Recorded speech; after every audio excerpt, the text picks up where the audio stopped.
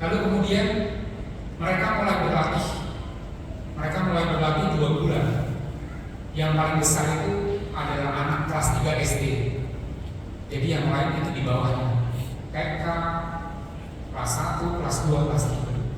Nah, masing-masing semuanya berlatih. Lalu kemudian ada satu ibu yang menginginkan anaknya ini tampil saat Natal pada besok kami. Lalu ibunya memohon kepada panitia,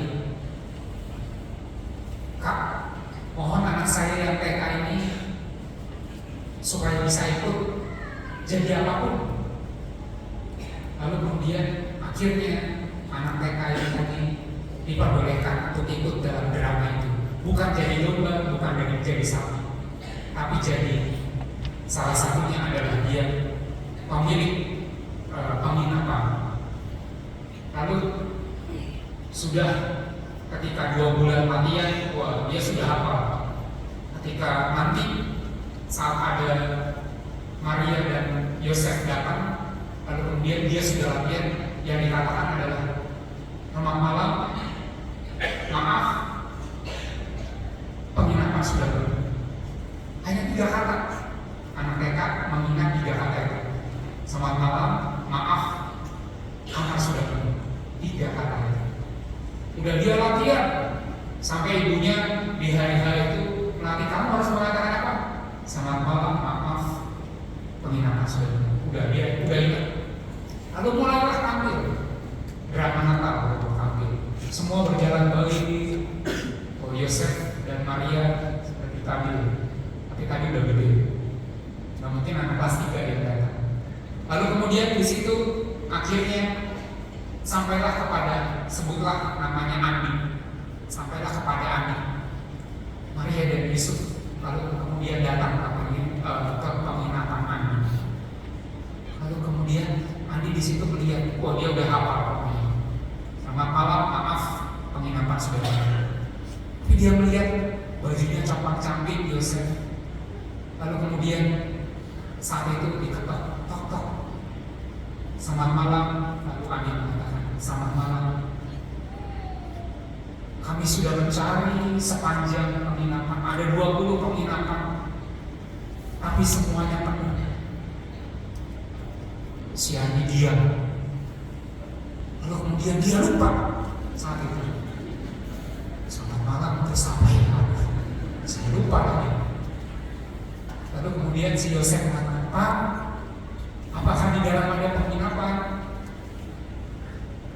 Dia melihat Maria yang baju compang-camping kelurahan, lalu kemudian mukanya kotor karena kan waktu latihan tidak di make up. Lalu kemudian dia ketika saat hari-hari make up, kemudian kasihan sekali. Lalu kemudian dia mengatakan, "Mari, di dalam masih ada tempat." Jadi Yesus hari itu tidak jadi lahir di kandang. Tentu ini hanya rekaan cerita saya. Dari sini saya ingin mengungkapkan Andi yang tadinya ketika dalam latihan, ketika dalam keseharian, dia ingat apa yang dilatih kepadanya. Tapi ketika melihat yang namanya luka, yang namanya orang sekarang banyak terluka hatinya, yang namanya kemiskinan, kesederhanaan, akhirnya hatinya yang luluh tidak bisa berbohong. Dia dengan keluguan hatinya, kejujuran hatinya, akhirnya harus menerima Yesus yang ditolak sejak dulu. Tapi oleh Andi, karena hatinya begitu tersentuh, akhirnya dia memperbolehkan Maria dan Yosef untuk masuk ke dalam. Ibu bapak, saudara-saudari yang terkasih, hari ini saya ingin mengajak Anda, kadang-kala hati kita berbeda. Tapi lewat cerita dari hati Andi tadi, dia anak kecil yang polos, yang mampu menampilkan apa adanya. Dan kadang-kala Natal itu kadang-kala seperti bayi, kita harus menjadi seperti anak kecil. Saya sebagai imam kadang-kala juga harus menjadi seperti anak kecil supaya bisa memiliki kerajaan Allah dan hati yang terbuka tadi, hati yang penuh kehangatan dan belas kasih akhirnya itulah yang diterima oleh Allah. Maka hari ini mari kita membuka hati kita masing-masing untuk menerima kehangatan cinta Yesus yang selama ini ditolak, yang mungkin di rumah, di keluarga ditolak, tapi hari ini Yesus melahir di dalam hati Anda untuk menerima kehangatan ini. Mari kita buktikan Natal kita adalah keterbukaan hati dan pemberian hati kita kepada keluarga kita, anak, suami, istri, orang tua, papa, mama, siapapun itu. Mari kita berikan hati yang hangat. Selamat Natal.